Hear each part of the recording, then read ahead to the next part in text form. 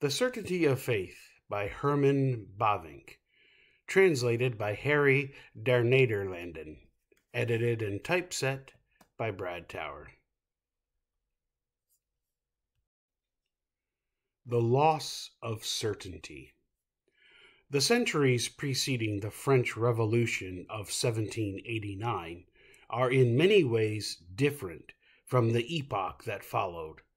The radical change of direction introduced into the life and thought of the nations by this tremendous event shattered the continuity of history. We can project ourselves into the thought and life of those preceding ages only with great difficulty. They were the ages of authority and objectivity, whereas in our era the subject proclaims its freedom and asserts its rights in every area of human existence. Admittingly, by taking its starting point in faith, the Reformation dealt a stunning blow to the authority that had previously encompassed all of life. In the Reformation, the believing subject arose against the oppressive authority of the infallible Church and boldly shook off the painful yoke of an old tradition. Nevertheless, in the principles of the Reformation, Christians remained bound to God's Word as it came to them in the Old and New Testaments. And in the Protestant Church, the authority of that Word was initially so unshakable that people rarely doubted it, not even in their heart. There was faith and there was certainty. No one felt the need for an inquiry into the final ground of faith, into the deepest foundations of certainty. People were convinced they possessed the truth, and no one questioned the writings on which the faith was grounded. In times of vital religious life, you don't doubtingly examine the foundations of your hope. You speak as one having authority, and not like the Pharisees. After the middle of the 18th century, this situation gradually changed. The subject came into its own. It became aware of its true or presumed rights, and slowly broke all the ties binding it to the past. In an unlimited sense of freedom, it emancipated itself from everything the past held sacred. All authority that demanded recognition and obedience had to answer first the foundational question: by what right do you demand my obedience? Critical reason had been awakened, launching an inquiry into the ground of all authority. Naive, simple, childlike faith all but vanished. Doubt has now become the sickness of our century, bringing with it a string of moral problems and plagues. Nowadays, many people take into account only what they can see. They deify matter, worship mammon, or glorify power. The number of those who still utter an undaunted testimony of their faith with joyful enthusiasm and complete certainty is comparatively small. Families, generations, groups, and classes have turned away from all authority and broken with their faith. Even among those who still call themselves believers, how many must screw up their courage into a forced, unnatural belief? How many believe as a result of habit, or laziness, or lack of spirit? How many act out of an unhealthy attempt to recover the past, or out of a misleading conservatism? There is much noise and movement, but little genuine spirit, little genuine enthusiasm issuing from an upright, fervent, sincere faith. Nowhere is this more true than among theologians. They are the most doubting, vacillating group of all. They have plenty of questions, plenty of doubts, and plenty of criticism to offer. But what we expect from them more than from anyone else: unity of outlook, consistency of method, certainty of faith, eagerness to give an account of the hope within them. For these traits, we often look in vain. This phenomenon is not confined to a few theological schools. It touches all parties who don't bury their heads in the sand, but participate in the great battle of the spirits. The question regarding the rights of faith and the ground of certainty is the dominating question, not just in practical life, but also in universities. The more the Christian faith retreats from dealing with every possible question, restricting its material content, and the more it applies itself to building a rigorous foundation, deducing all else logically from these fundamental principles, the more it will become inwardly weak and divided. Those seeking direction in this area are met by a motley array of options and opinions. Nevertheless, it is vital to faith and to the life of faith to study the area of basic principles very closely, because the questions raised here are of fundamental importance to everyone. There is no more important question than the one concerning the ground of our faith, the certainty of our salvation, the rootedness of our hope in eternal life.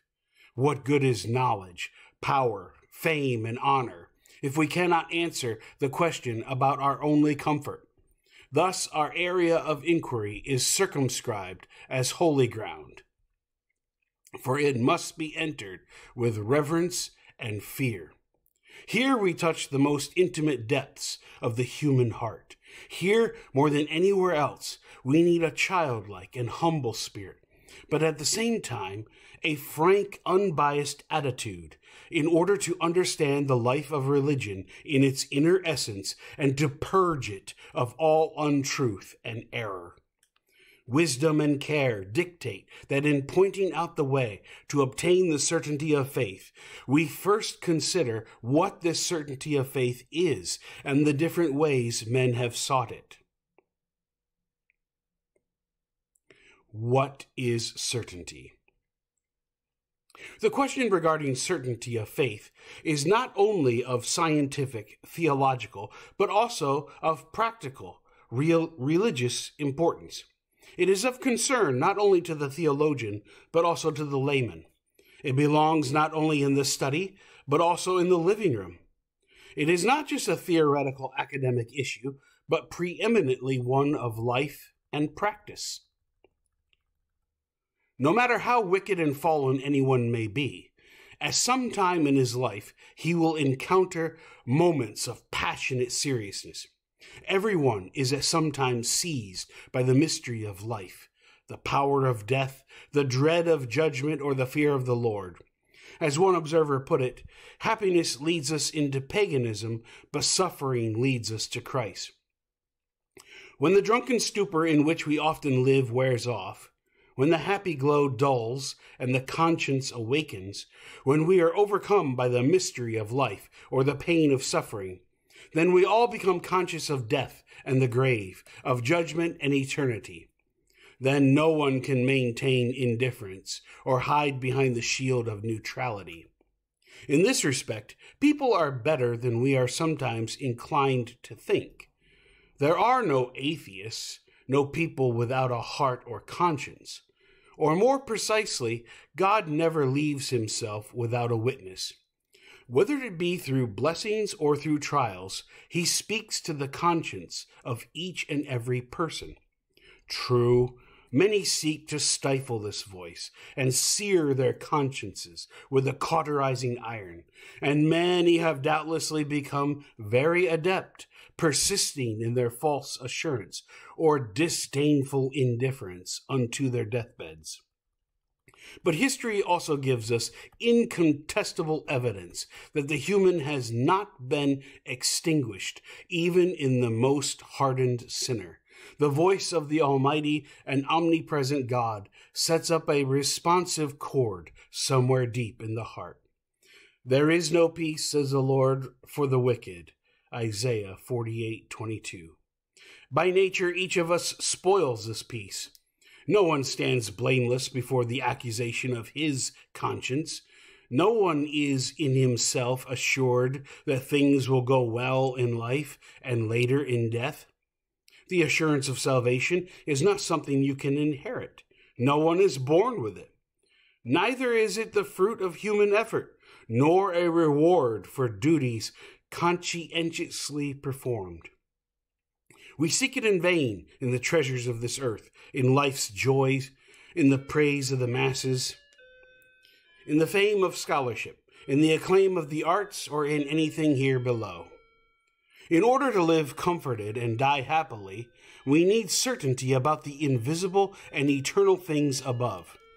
We must know what we are and where we are going.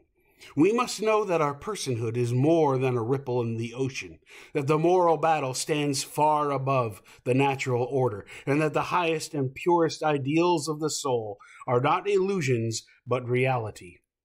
We must know how we can be liberated from the accusations of our conscience and from the weight of sin. We must know that God is, and that He is our God.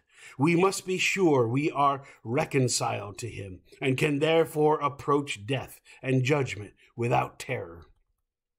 In all this, our greatest need is for certainty.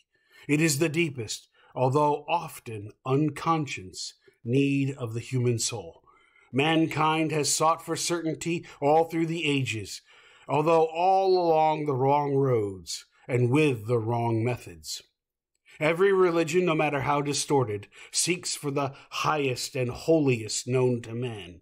Every religion is born out of and sustained by the desire for eternal survival. Believers value their religion above all other blessings. Every genuine follower holds his religion as the central and only unconditional necessity. To him, religion is life in its deepest essence. Religion is the only way for persons to attain what they desire for this life and the next. Whatever is considered the most real, the highest, the truest kind of life, is the content and subject of religion. In religion, we assure ourselves of our unconditional and enduring existence. Science and religious truth. When confronted by life's deepest problems, science has often taken a stance that conflicts with the seriousness of these problems. This is unworthy of science itself. Science is often content to characterize these questions as important for lesser men and for the unsophisticated, but of no significance to the scientific community. This belief, however, is nothing but a proud and vain illusion. In no way do we wish to belittle the great accomplishments of modern science. It has made astounding discoveries and achievements. It has enriched and eased human existence immeasurably. We all gratefully enjoy the knowledge and power it has given us over nature. But although it may have a lot to offer our senses and our understanding, it leaves the heart unsatisfied. In the hour of suffering and in the face of death, what good comes from the conquest of nature, the blessings of civilization, the triumphs of science, and the enjoyment of the arts? What good does it do a man if he gains the whole world but loses his own soul? Science is mistaken if it passes by these serious problems of human life with an indifferent shrug. The consciousness of good and evil, the awareness of sin, righteousness, and judgment, the accusations of conscience, the fear of death, and the need for reconciliation are just as real as matter and energy, as size and number. In fact, they are realities of tremendous import, for they rule the world and mankind, life and history. To act as if they don't exist betrays a lack of love for the truth. To look down on them with disdain betrays a lack of self-knowledge, and to dismiss them as outdated images and foolish delusions demonstrates an extensive superficiality. If science relegates all these awesome realities to the realm of dreams, we at least have the right to ask on what grounds it does so. We don't simply take science at its word. If science asserts that there is no God, no good and no evil, no judgment and no punishment, no heaven or hell, then let it give us sufficient incontrovertible proof. We should be absolutely sure of the truth of this denial, so sure that we can confidently live and die by it. At stake is our irrevocable eternity, so we need firm, unshakable, divine certainty on this point. Therefore, in this connection, a sharp, unsparing, unrelenting critique of science is appropriate. Science may say what it wills about guilt and punishment, death and the afterlife, but it cannot ask us to hang eternity on a flimsy spider web. When our highest interest, our eternal weal or wealth or woe is at stake, we must be satisfied with nothing less than infallible divine certainty. There must be no room for doubt. But it is not hard to see that science can never offer us such certainty. Science may be right in rejecting a skepticism that elevates doubt into a new dogma. But no part of its vast area of research can yield us anything more than human and therefore fallible certainty. This is especially true when it ventures into the area of religious and ethical, philosophical, and supersensible truth. For then it immediately finds itself at odds with the powerful testimony of the whole of humanity at all times and all places. Every human soul is beset by a restlessness that no scientific reasoning can remove. These ultimate questions arise in the hearts of both the learned and the unlearned. The world's greatest geniuses have wrestled with them. Philosophy had its start with them, and these questions gave birth to all religions. Moreover, science in the popular sense of the word exceeds its competence and powers when it tries to study and solve these deepest of human problems. Science may honor the mystery of being, but it can never explain it. Precisely at the point where it would serve us most, it has to admit its impotence and leaves us mute. It knows nothing of our origins, of our essence, of our destination, and cannot therefore provide us with the bread that will still our hunger, or with the water that will quench our thirst. Nor can it speak the word that will give life to our souls. Before and behind, to the left and to the right, above and below, science discovers mystery upon mystery. After only a little inquiry, it keeps bumping into the unknown, the knowledge of which is indispensable for us. It finds itself surrounded by an invisible world which it cannot enter.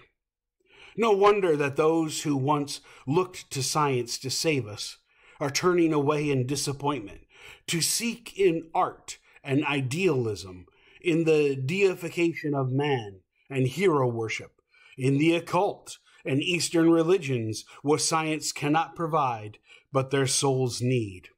This only confirms the truth that our hearts were created for God and cannot rest until they have found rest in Him. The task of theology. Of the sciences, it is theology more than any other that consciously deals with these mysteries of human life. It has the glorious task not only of showing us the way through, but also the way out of this life, so that in life's vicissitudes and in the hour of our death, we may have certainty about those things that are fixed. It must lead us to rest in the arms of God. A theology must demonstrate its right and truth, not only in the area of science, but also and more powerfully amidst the awful realities of life, at the sickbed and deathbed, in suffering and want, in distress and death, to the guilt-laden conscience and to the heart thirsting for reconciliation and peace. If theology stands powerless in the face of these situations and is unable to provide any consolation, then it is unworthy of its place among the sciences. Generally speaking, we surely cannot expect the sciences in the first place to provide us with comforting truths. We cannot ask the natural scientist or the historian to spare those images and concepts with which we have grown up and which have become dear to us. Aside from any practical use, truth always has enduring value. Truth is always life. Truth always sets us free. Truth always crowns us as kings to rule over whatever it touches with its light. As a science, theology also is subject to these rules. It may not proclaim as truth what cannot survive the test of truth, no matter how rich it may be in comfort, false comfort for the pious heart, nourished on such quote-unquote truth. Nevertheless, there is also a practical side to theology that makes it akin to medicine. The theoretical knowledge of the doctor is doubtlessly very important, but his worth and the worth of his science only comes into its own when he heals people. Similarly, theology must prescribe medicine for the ailments of the soul. It must be able to say how and in what way we can be freed from our guilt, reconciled with God, attain to patience and hope amidst life's tribulations, and find reason to sing praises in the face of death. A theology that does not concern itself with these things and only dedicates itself to critical and historical studies is not worthy of the name theology, and a theologian who is acquainted with all the latest issues of his science, but who stands speechless at a sickbed and knows no answer to the questions of the lost sinner's heart, is not worthy of his title and office. A theology professor once told me that in his student days he was introduced to all sorts of scientific questions, but was never given the answer to one question: how do I get to heaven? Yet the answer to this question provides the church and theology with their reason for existence. This is what preaching and family visiting are about. Modern theology, whose achievements we must not underestimate, did not flounder because of the scientific acumen of its enemies. Its impotence became evident in practice. It lost in the pulpit and in family visiting because it had no comfort to offer for either life or death. Not the school, but the church. Not the seminary, but the pulpit. Not apologetics, but the sickbed and deathbed showed up its poverty. History and experience show us every day what is most expected from theology. It must nurture our certainty of faith. Otherwise, rather than seek help from an established science that can wax eloquent about illness, but which cannot heal, the sick will turn to the first quack who comes along. The certainty of faith. But what must we understand by this certainty of faith which is so important to theology? Certainty is not the same as truth, although the two are closely related. Truth is agreement between thought and reality, and thus expresses a relation between the contents of our consciousness and the object of our knowledge. Certainty, however, is not a relationship, but a capacity, a quality, a state of the knowing subject. One's spirit may assume different states in reaction to different statements or propositions. If it knows nothing whatsoever about the matter, it may be completely indifferent. If, in weighing the pros and cons, it can come to no decision regarding the truth or falsity of the matter, it may be cast in a state of doubt. If for whatever reason it leans more one way than another, it may find itself in various states of opinion, surmise, or trust. But it can also achieve a state of complete certainty with regard to some statement. Certainty exists when the spirit finds complete rest in its object of knowledge. Each of our faculties finds rest in what it by nature strives toward. The will finds complete rest only in the good, our sensibility in the beautiful. So the mind or spirit rests only in the true, that is, more profoundly conceived, only in God, who himself is the truth. Error and lies, therefore, directly conflict with the original nature of the Spirit. Even in a fallen state, the Spirit honors the lie only under the semblance of truth. Only the truth satisfies and answers to the need of the Spirit. There it finds rest. Certainty is rest, peace, blessedness, while doubt, surmise, and opinion always involve a certain degree of discomfort and uneasiness. Certainty is the normal and natural condition of the spirit, as health is of the body. Therefore, even the search for truth is beautiful and a precious gift.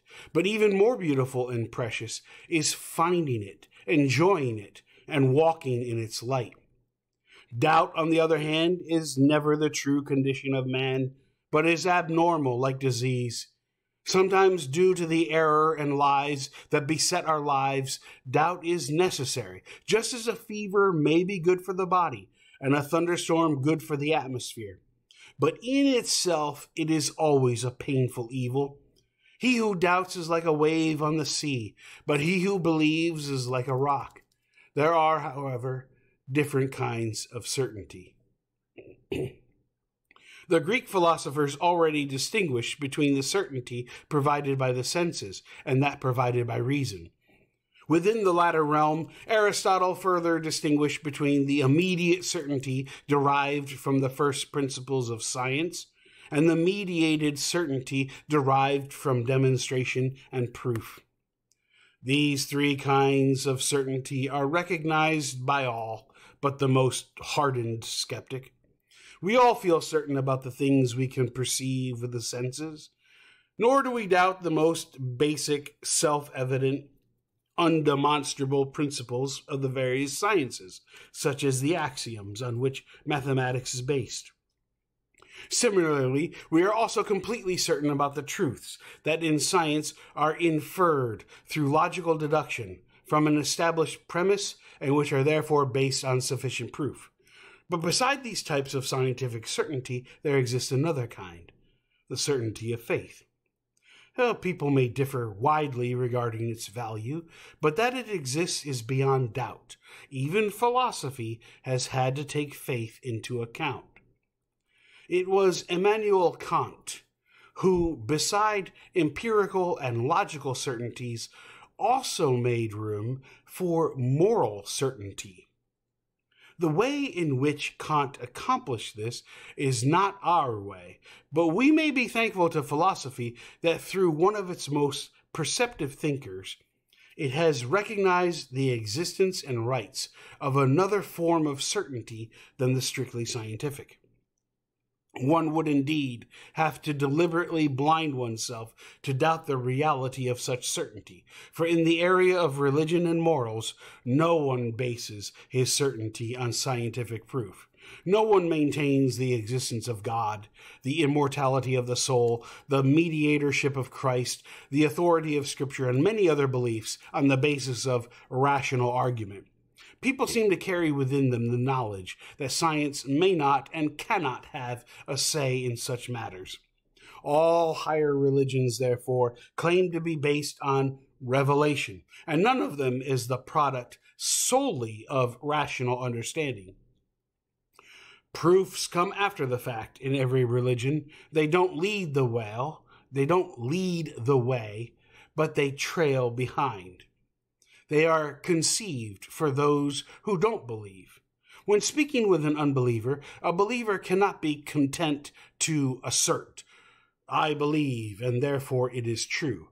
He must seek grounds, not for his own faith, but to make it more acceptable to the outsider, to silence criticism and remove all excuses for unbelief. Apologetics is the fruit, never the root of faith. The arguments by which the apologist seeks to promulgate and confirm his faith are often rather flimsy. If it had to rest on these arguments, it would be built on a very weak foundation. But it is rooted much deeper than in these after-the-fact reasonings. We do not obtain and maintain our deepest convictions, our world and life view, by way of scientific demonstration. These are not a product of understanding, nor are they a product of the will. These beliefs are located deeper in the depths of the soul, in the heart. They are part of man himself. They are, as it were, part of his essence. They are him as he was born, raised, and molded in a particular environment. J.G. Fichte said that the philosophy a man chooses determines what kind of man he will be. The shape of one's thought is often nothing more than the history of his heart. Testimony as the basis of certainty. This certainty, already moral in the wider sense of the word, can better be called the certainty of faith. But how does it originate? Does a man sit down and, reflecting on his moral nature, postulate some abstract dogmas? Of course not. Normally, certainty of faith is born in childhood, when one's consciousness, through faith, adopts the moral and religious concepts recognized as authoritative by a specific community. A child then identifies its ultimate well-being with these concepts. This certainty of faith differs in two respects from that derived from observation and thought. Viewed objectively, the latter appears stronger. Scientific certainty rests on grounds valid for all rational beings. Its dependability can be demonstrated to any creature endowed with reason. The genuine results of science have a power to compel our reason. Anyone who isn't convinced by scientific proof casts doubts on his sanity. This is not the case, however, with certainty in religion or ethics. Just as faith cannot be undermined by scientific argument, it cannot be convincingly established by it. It always rests on revelation, authority, a divine word, whether true or presumed, and is therefore always only a fruit of faith. A faith that, for whatever reason, recognizes this authority and bows before it in obedience. In this respect, scientific certainty is actually more universal and stronger than the certainty acquired through faith. Nevertheless, the kind of certainty that is valid and appropriate in science is wholly inadequate in religion. Scientific certainty, no matter how strong and fixed, always remains based on human argument, and can therefore always be overturned by further and better investigation. Such a doubtful, fallible certainty is insufficient in the area of religion. Here we need an infallible, divine certainty, one that transcends all human doubt and can never let us down. We can count on it for time and eternity. Besides, scientific certainty transferred to the domain of religion would make religion a matter of reason. This would demand a level of intellectual development possessed by only a few. It would make us subject to a scientific hierarchy in our most personal concerns, a hierarchy that would exceed pre-Reformation Rome in intolerance and tyranny. Freedom of conscience would cease to exist. Such scientific certainty imported into spiritual life would ultimately produce the opposite of what religion by nature and by everyone's conviction ought to be. Religion is, in the first place, faith, that is, humility, trust, dependence, obedience, simplicity, and childlikeness. But in religion, scientific certainty would engender pride instead of humility, intellectualism instead of simplicity of heart, and self-elevation instead of childlikeness. Knowledge puffs up, but love edifies. Therefore, we should not complain, but be grateful that besides the scientific, there is another form of certainty, namely the certainty of faith, which does not depend on fallible human insight, but on unshakable divine authority. If everyone accepted such divine authority in religion, and there could be no doubt about where and how it was to be found, then no one could reject as unreliable and uncertainty the knowledge acquired by faith from such an infallible testimony. Certainly no one objects that a large part of our knowledge rests upon the testimony of others, and can therefore only be obtained by way of faith. Faith can be conceived of in an even broader sense, so that it includes our trust in the testimony of our own consciousness. Then the assumptions and principles of science as a whole and of the particular sciences can have certainty for us only on the basis of faith.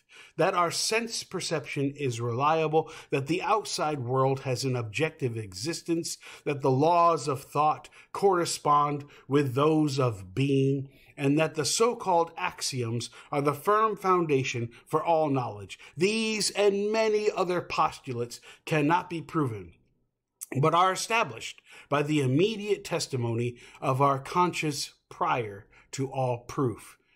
Anyone who refuses to proceed on this basis blocks his own way to the truth and falls victim to doubt. But also, in the narrower and truer sense of the word, faith as trust in another's testimony assumes an important role in science. Every man, even the most learned, is limited in his gifts and energies, in time and place. What he can investigate freely and independently for himself makes up only a tiny part of the boundless domain of science. He owes by far the largest part of his knowledge to the investigation of others, and he accepts their testimony on trust as being true. Even more significantly, beside the natural sciences, which are built on observation, there is the science of history, which has no choice but to build on testimonies regarding the past. Although they may remain subject to criticism, these testimonies always require a large degree of trust on the historian's part. Anyone who demands mathematical or experimental proof in history is forced to challenge its scientific nature and will never achieve any degree of certainty. There is no science without personal trust and faith in the testimony of others. Therefore, just because religion and theology don't rest on personal observation, but on divine testimony and can only be established for us by faith, this does not in itself prove anything about their truth. Why should the knowledge we gain from the testimony of others be of less value than that gained from our own investigation? The same limitations that plague others will also expose us to all kinds of mistakes and errors. Everything depends on whether the persons on whose testimony we rely are trustworthy and dependable. If so, then the knowledge we gain on their authority may possess more truth than what we gain from our own fallible observation. Since in religion, not a fallible human being, but God himself steps forward as a witness, then from this point of view, there is no science more certain of its subject matter than theology. Its basis and strength consists in the Deus Dixit, so says the Lord. What human authority can be compared to that of the Almighty, and on whose word can man rely more fully with mind and heart, in suffering and death, for time and eternity, than the testimony of him who is himself the truth? Given the existence of a divine authority, the problem in religion is not that it deserves our faith and trust. Everyone would concede this in the abstract. The problem comes as soon as we ask where this divine authority is to be found and how it may be recognized, for then mankind becomes endlessly divided. In the history of mankind, numerous religions have appeared alongside and after one another, each one claiming to be the truth. Even within the same religion, adherents are divided about the nature and authority, the content and scope of the revelation. This may not, however, lead us to doubt whether truth can be found, for to so doubt would do violence to our rational and moral nature, which can never escape the impact of God's majesty. But it should still instill in us a deep humility and an honest desire to seek the truth, only where it may be found by a blinded, erring humanity. The question regarding the certainty of faith, therefore, becomes twofold. It can be addressed to the truth of the religion we ought to confess, or to our personal share in the salvation promised by that religion. There is a certainty that pertains to objective religious truth, and a certainty that pertains to the subject's share in the benefits promised by that truth. The two kinds of certainty are doubtlessly very closely interconnected, but they should nevertheless be distinguished and not confused.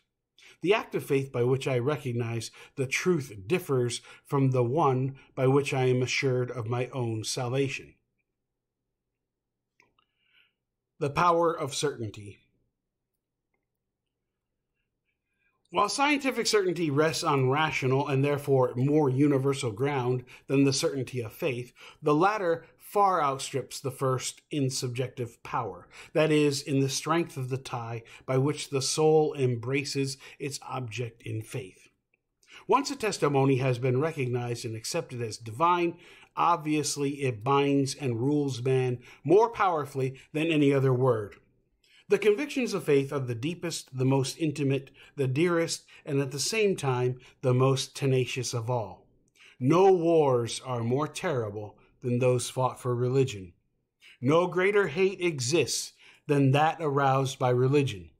But also no devotion, no commitment, no self-denial, no love, no faithfulness, no patience, no virtues in general are as marvelously rich and sublime as those that blossom forth from a life of fellowship with God.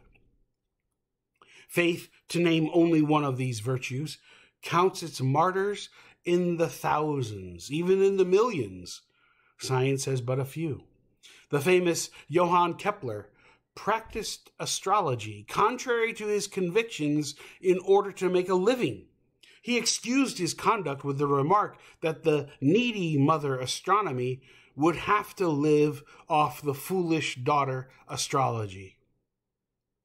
3 times Galileo recanted his scientific convictions about the Copernican system before the Inquisition.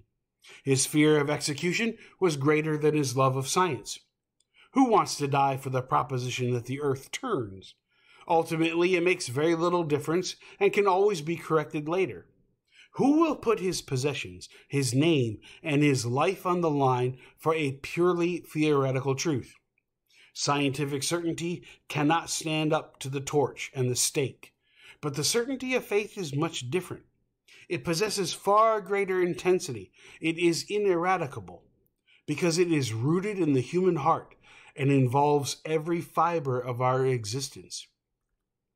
If a person is opposed to you on the basis of principle, he is almost impossible to convince otherwise. In fact, it is impossible to reason with him. A man's religion always rules him, even in the most non-partisan study. It is at the basis of all differences that divide mankind. Therefore, the true believer considers nothing too costly for the preservation of faith. Whether it be the rack, the branding iron, the cross, or the stake, it is more precious than home and country, than spouse and children, than one's own life, than the whole world. For he who loses his faith loses himself, his soul, his eternal salvation. But he who keeps his faith also keeps himself, even if he should lose his life. The certainty of faith is therefore the most perfect rest, the highest freedom of the spirit. It doubts not. It is heroic and fearless, though there be as many devils as shingles on the roof. Faith fears God alone and no one else. It is even more certain of itself than of the sun shining in the sky. It can doubt everything except itself, and with at least as much right as Descartes posited his cogito ergo sum, I think, therefore I am.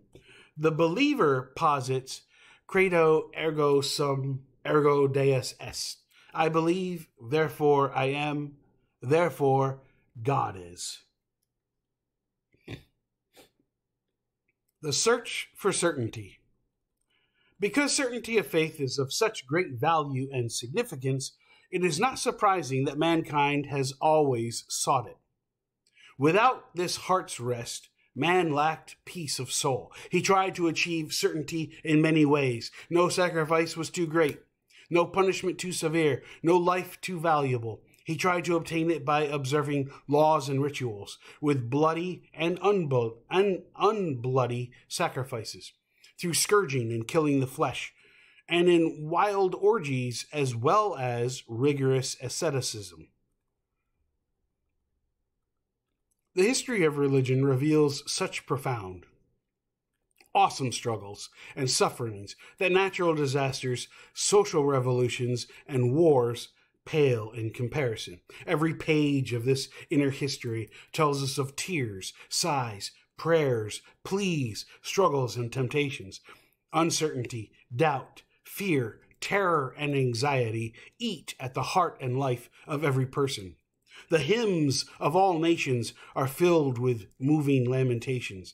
The futility of the world and life has been expressed in the most eloquent tones. The greatest and noblest of the human race have been subject to the most fearful inner struggles. Some of the most beautiful poetry also drew its subject matter from this suffering. Philosophy was born from pondering the riddle of death. The origin and goal of the arts and sciences is to make life easier to bear. And religion, taken as a whole, is one gigantic attempt to support man, with the help of the deity, in the fearsome struggle against harsh, unrelenting nature. The devotees of pleasure and sensuality, as well as artists and scientists, often hide their nagging anxiety behind a mask of indifference. Through pleasure and work, they seek diversion from the unrest in their souls. These are means to escape the emptiness of their existence and the accusing voice of conscience. In a word, themselves. Blaise Pascal spoke the truth when he said that the sum total of all activity and business, the diversions and pleasures we observe in mankind, arises from one single fact, that they cannot stay quietly in their own chamber. Certainty in non-Christian religions. Although it is a temptation, we cannot possibly examine and judge the various religions from this point of view, however briefly. But one phenomenon does deserve our attention, if only in passing. Certainty regarding one's own state and future is not unique to Christianity. It also occurs in other religions. The basic mood of heathen religion was doubtlessly timid, anxious fear. Outside of redemption in Jesus Christ, all men live in fear of death, in servitude, without God and without hope. Nevertheless, the heathen world produces not only voices of fear, but also voices of trust and repose. All religious faiths have inspired martyrs, those who testified with their blood. One famous example is Socrates.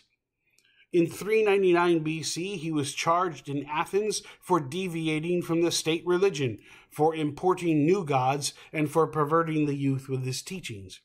In the speech he made in his defense, he held that he had seen his whole life as a service to the deity. If the judges wished to pardon him on the condition that he give up his vocation, the teaching of philosophy, he would have to refuse, choosing to obey God rather than man. He was not afraid of death, but of doing something unholy and unrighteous. So Socrates went into death confidently, knowing that he was going to the gods and was being set free from life's trouble. With imperturbable composure, he then drank the cup of hemlock and died as a martyr to his faith. This example would be easy to support with many others. They all teach that certainty is not the same as truth. Truth always brings certainty, but certainty is no proof of truth. The human spirit can find false rest in an error presumed to be the truth. We like to believe in what we wish were true. Certainty in itself, however, does not set one free. Only the truth can free man from the servitude of sin and death. If the Son has made you free, you shall be free indeed. Nevertheless, these examples of steadfast trust should shame us Christians who have received a much greater grace and may walk in a much brighter light. Christendom does not always present a more attractive picture in this respect. We are not thinking here of nominal Christians who live on without a care, forcefully repressing any thoughts about death and eternity, nor are we thinking of those modernistic movements that have sprung up within historical Christianity, which reject all special revelation and thereby rob faith of its original meaning and its central place in the life of the believer. In these movements, one can no longer speak of the certainty of truth, and thus not of the certainty of salvation either. These people may surmise, guess, think, even hope that all will go well with them in this life and the next, and they may dare to die in that hope. They may even be able to muster an equanimity that does not fail them even in the hour of death, but the clear consciousness that they are the Lord's both in life and in death, the unshakable conviction that because they love God and have been called according to his will, all things will work together for their good, the steadfast assurance of the hope of eternal life, rejoicing in persecution and in the face of death. These you will not find among them. Their songs are filled with doubt, melancholy, and hope, but are devoid of bold, enthusiastic faith. We must admit, however, that even those who genuinely accept God's special revelation do not always possess certainty of faith. Often we find in them doubt instead of faith, care instead of steadfast trust, complaints instead of enthusiasm and praise. Those who are assured of their share in Christ and who rejoice in the hope of the glory of the children of God are few indeed.